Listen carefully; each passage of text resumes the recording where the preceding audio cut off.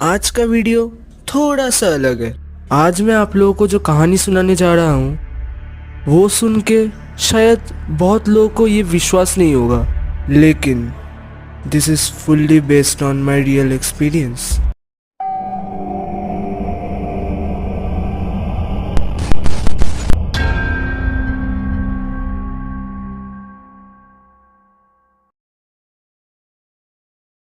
तो ये तब की बात है जब मैं क्लास 7 में पढ़ता था, और वो याद करते ही मेरे रोंगटे खड़े हो जाते हैं। और तब मेरे साथ ये घटना घटा था।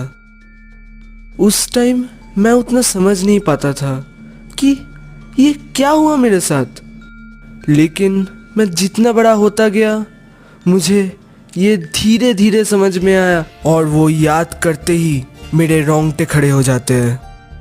समर वैकेशन का टाइम था और मैं और मेरी फैमिली मिलके केरला गए थे, लेकिन केरला में हमारे लिए क्या इंतज़ार कर रहा था ये हमें उस समय पता नहीं था।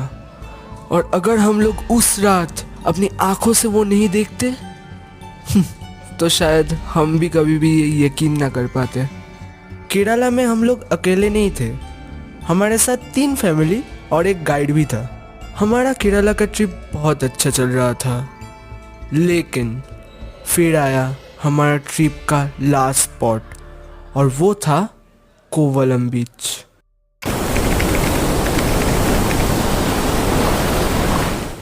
हम लोग जब कोवलम में पहुंचे तब मैं हमारे होटल को देख के थोड़ा सा चौंक गया, क्योंकि हमारा होटल आधा टूटा हुआ था। और जब मैंने होटल के आसपास देखा तब मैंने देखा कि सब बिल्डिंग पूरा टूटा फूटा था और वो जगह पूरा सुनसान था। वहाँ पे सामने एक सिर्फ मस्जिद था जो थोड़ा सा ठीक ठाक था। हम लोग होटल में घुसे और होटल के अंदर पूरा होटल रिमॉडलिंग किया हुआ था। उसके बाद हम लोग हमारे रूम में जाके फ्रेश हुए और फिर थोड़ा कोवलम बीच में घूमने चले गए। ऐसे ही घूमते घूमते शाम हो गया और फिर हम लोग होटल में वापस आ गए।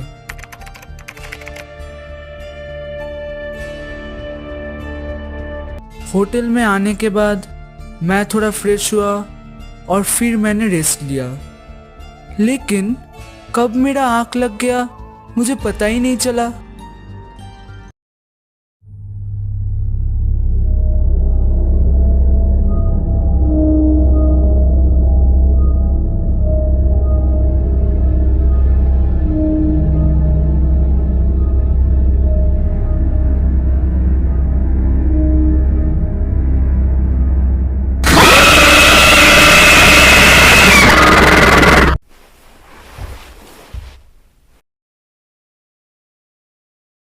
लेकिन फिर उस डरावने सपने की वजह से मेरा नींद टूट गया।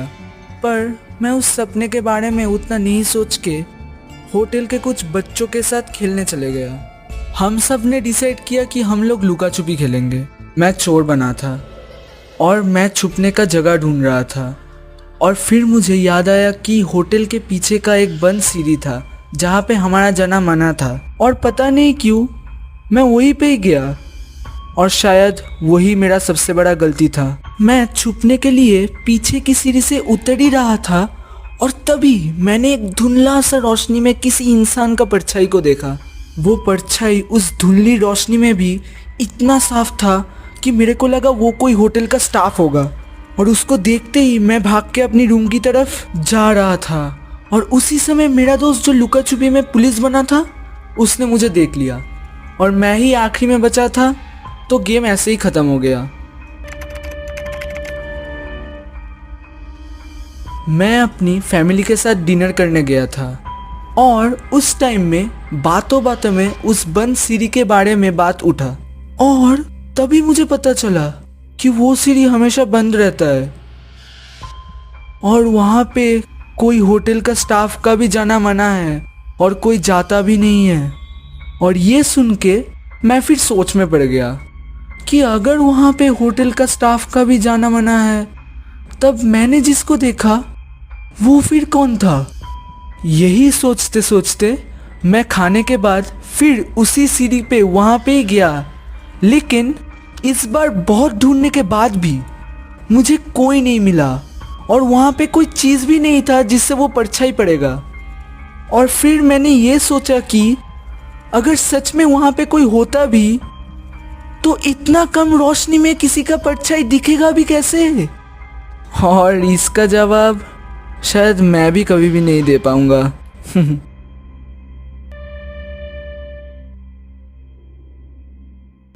उस रात न्यू ईयर का ईव था और मेरे पापा उनके दोस्त और हमारे गाइड के साथ न्यू ईयर ईव के लिए बाहर गए थे। मम्मी का तबीयत उतना अच्छा नहीं था, इसलिए वो रूम में रुक गई थी और हम लोग भी रूम में मम्मी के साथ रुक गए थे। और ऐसे ही रात के 12 बज गए। होटल में जितने भी लोग थे सभी रूम से निकल के एक दूसरे को विश करने लगे। उसके बाद सभी रूम में वापस चले गए सिवाय मेरे दीदी के। वो अपने दोस्त को विश करने के लिए फ़ोन में बात करते करते होटल के पीछे वाले सीढ़ी में चली गई जहाँ पे सबका जाना मना था। मेरी दीदी सीढ़ी से ऊपर चढ़ना स्टार्ट की छत की तरफ। जैसे जैसे वो एक एक फ्लोर ऊपर जा रही थी वैसे वैसे और अंधेरा होता जा रहा था। और जब तक वो छत पे पहुंची तब तक वहाँ पे पूरा अंधेरा हो गया था सिवाय चांद की रोशनी के।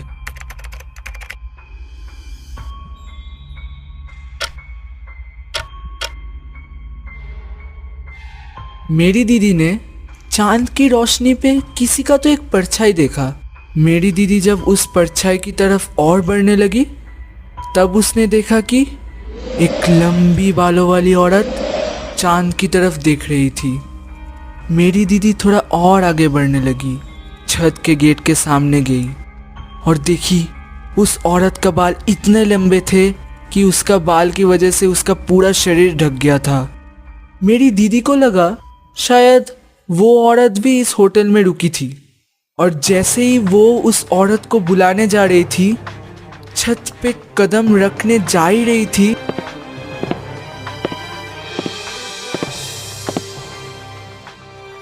तभी मेरी मम्मी चिल्ला के उठी और मेरी दीदी को बुलाई। ओए तितली, तितली, कहाँ गई तू? जल्दी रूम में आ। इतनी रात को कहाँ गई है? सब रूम में आ चुके हैं। तेरे सिवा सभी आ गए हैं, जल्दी रूम में आ। मम्मी का वो चीख सुन के दीदी बिना कुछ सोचे ही जल्दी से सीढ़ी से दौड़ के नीचे रूम में आने लगी और वो छत पे कदम नहीं रखी। और दीदी जब सीढ़ी से उतर रही थी तब वो सोच रही थी कि इतना जगह छोड़ के वो सिर्फ छत की तरफ ही क्यों जा रही थी।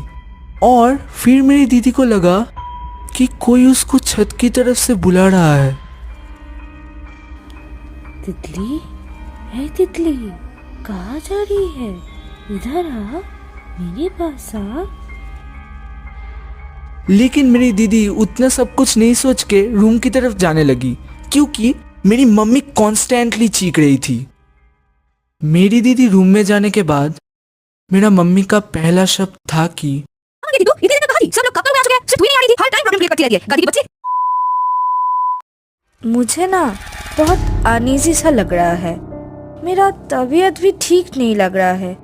तुम्हारा पापा भी घर पे नहीं है, वो भी घूमने चले गए।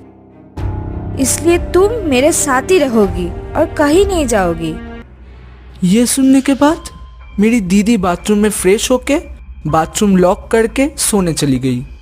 मैं और मेरी दीदी सो गए थे लेकिन मेरी मम्मी जागी हुई थी और मेरे पापा के लिए वेट कर रही थी।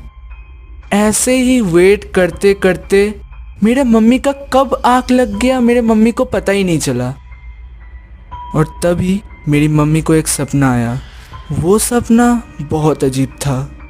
उस सपने में एक लड़का एक लड़की को समुंदर से उठा के ले आ रहा था और वो लड़की मर चुकी थी।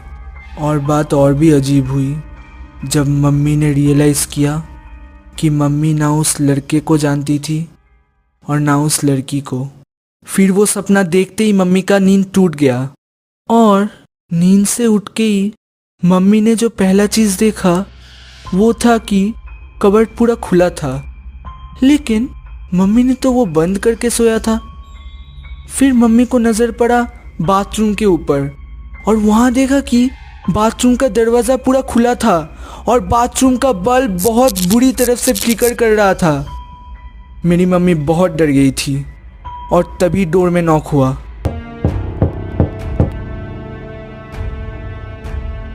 कौन है? कौन है? मैं हूँ। मैं कौन? अरे मैडम जी, हम हैं, दरवाज़ा खोलिए।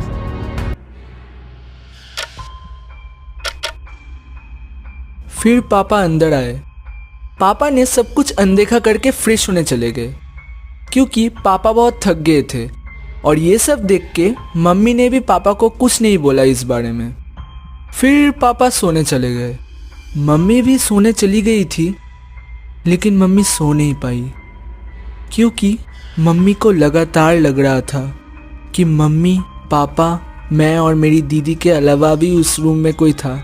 और मम्मी ये भी महसूस कर पा रही थी कि हमारे अलावा जो है वो रूम के इस कोने से उस कोने जाना आना कर रहा था। फिर भी मम्मी ने डर के मारे में आँख नहीं खोला और ऐसे ही सुबह हो गया था।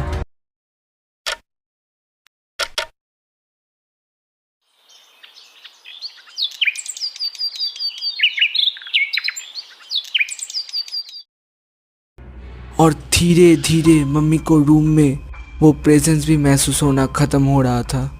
और मम्मी को तभी लगा कि मम्मी का तबीयत भी ठीक हो गया था। फिर मम्मी ने धीरे से आँख खोल के देखा कि सुबह के 4 बज गए थे। उसके बाद हम लोग होटल से चेकआउट करने ही वाले थे, लेकिन पता नहीं क्यों हम लोगों ने सोचा कि जाने से पहले एक बार छत से घूम के आते हैं। हम लोग छत को देखकर चौंक गए क्योंकि वो छत इतना छोटा था कि एक बार में पूरा छत दिख रहा था और उसके ऊपर वो खुला छत था, यानी कि छत पे कोई बाउंड्री नहीं था। हम सब चौंक ज़रूर गए थे, लेकिन हम में से कोई शायद बहुत डर गई थी और वो मेरी दीदी थी क्योंकि उसके डर के मारे मुंह से रंग उतर गया था। क्योंकि वो समझ गई थी कि अगर मेरी दीदी उस परछाई की तरफ और एक पैर बढ़ती तो वो आज हमारे बीच में नहीं होती, क्योंकि वो छत से गिर जाती। लेकिन दीदी ने इस बारे में किसी से बात नहीं किया और वो चुप रही। इसके बाद हम सभी ने होटल से चेकआउट किया। फिर होटल से एयरपोर्ट जाने के समय मेरे पापा ने हमारे गाइड से पूछा कि होटल इतना खाली खाली क्यों था और ये होटल का हालत इतना बुरा क्यों था और होटल के आसपास का बिल्डिंग भी सब टूटा फूटा था क्यों। और फिर गाइड ने कहा, तो बात है 2004 की, जब चेन्नई में एक सुनामी आया था और उस सुनामी का एक हिस्सा यहाँ कोवलम बीच में भी आया था। उस सुनामी की वजह से इस जगह का सभी होटल्स और बिल्डिंग्स तबाह हो गया था, लेकिन सिर्फ ये बिल्डिंग बच गया था क्योंकि ये बिल्डिंग उस समय का यहाँ का सबसे ऊंचा बिल्डिंग हुआ करता था। लेकिन फिर भी इस बिल्डिंग का नीचे का हिस्सा पूरा तबाह हो गया था। उस समय इस होटल में एक न्यूली मैरिड कपल भी था जो एक दूसरे से बहुत प्यार करता था। और जब वो सुनामी हिट किया था तब उस कपल में से वो लड़की इसी सुनामी में डूब के मर गई थी, लेकिन वो लड़का बच गया था और वो लड़का उस लड़की को अपनी गोद में उठा के होटल के पीछे वाली सीढ़ी पे ले गया। लेकिन अफसोस वो उसको बचा नहीं पाया। वो लड़का अपने बीवी से इतना प्यार करता था कि वो अपनी बीवी का मौत बर्दाश्त नहीं कर पाया और वो भी इसी होटल में खुदकुशी करके अपना जान दे दिया। और तभी से ये होटल हॉन्टेड है और इस होटल का पीछे वाला सीढ़ी बंद है। मेरे पापा ये सुन के सुन हो गए और सीट पे बैठ गए और ऐसे ही हमारा कहानी ख़त्म होता है।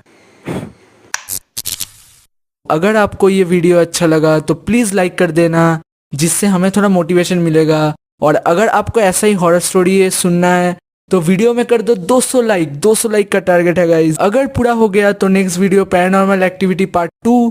So this is for today guys, और मिलते हैं नेक्स्ट वीडियो में। तब तक के लिए बाय बाय।